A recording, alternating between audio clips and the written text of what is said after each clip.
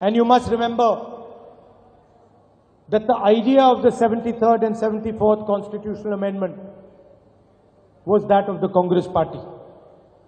ഈ ചരിത്ര മുഹൂർത്തത്തിൽ നാം ഓർക്കേണ്ടത് ഭരണഘടനയുടെ 73ഉം 74ഉം വരുന്ന പരിച്ഛേദങ്ങൾ ആ മാറ്റങ്ങൾക്ക് നേതൃത്വം നൽകിയത് ഭേദഗതികൾക്ക് നേതൃത്വം നൽകിയത് ഇന്ത്യൻ നാഷണൽ കോൺഗ്രസ് ആണ് എന്നുള്ളത് ഈ ചരിത്ര മുഹൂർത്തത്തിൽ ഓർക്കേണ്ടതാണ്.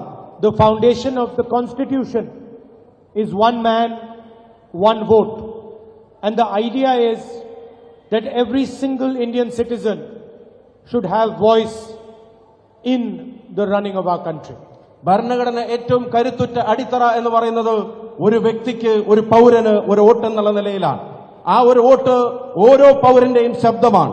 അത് സംരക്ഷിക്കപ്പെടേണ്ടത് ഇന്ത്യൻ ജനാധിപത്യത്തിന്റെ അനിവാര്യതയാണ്. If you look slightly deeply at the difference between the BJP, the RSS and us, the Congress party, you will see that they stand for centralization of power and we stand for decentralization of power. RSSും BJPയും കോൺഗ്രസും തമ്മിലുള്ള ആശയപരമായ അന്തരം അത് പരിശോധിക്കുമ്പോൾ നിങ്ങൾക്ക് ബോധ്യവും പ്രധാനപ്പെട്ട കാര്യം RSSും BJPയും ഭരണ സംവിധാനങ്ങളുടെ അധികാരത്തിന്റെ കേന്ദ്രീകരണത്തിന് വേണ്ടി ശ്രമിക്കുമ്പോൾ അതിന്റെ വികേന്ദ്രീകരണം ലക്ഷ്യമാക്കുന്ന പ്രസ്ഥാനമാണ് ഇന്ത്യൻ നാഷണൽ കോൺഗ്രസ് എന്നുള്ളത്. They want compliance from the people of India. They do not want to hear the voice of the people of India. അവരുടെ ആശയങ്ങൾക്ക് അടിമപ്പെടുന്ന ഒരു ജനതയാണ് അവർ ആഗ്രഹിക്കുന്നത്. അതല്ലാതെ ജനതയുടെ ശബ്ദം കേൾക്കാനും കേൾപ്പിക്കാനുമല്ല RSS BJP ആശയങ്ങൾ പ്രാധാന്യം കൊടുക്കുന്നത്. This morning, before this function, I went to an award ceremony for Mrs. Leelavati Teacher ji. ഇന്ന് കാലത്ത് ഈ പരിപാടിയിലേക്ക് വരുന്നതിന് മുമ്പ് ബഹുമാന്യയായ ആദരണീയായ ലീലാവതി ടീച്ചർക്ക് നൽകാനുള്ള ഒരു അവാർഡ് ചടങ്ങിലാണ് ഞാൻ പങ്കെടുത്തത്.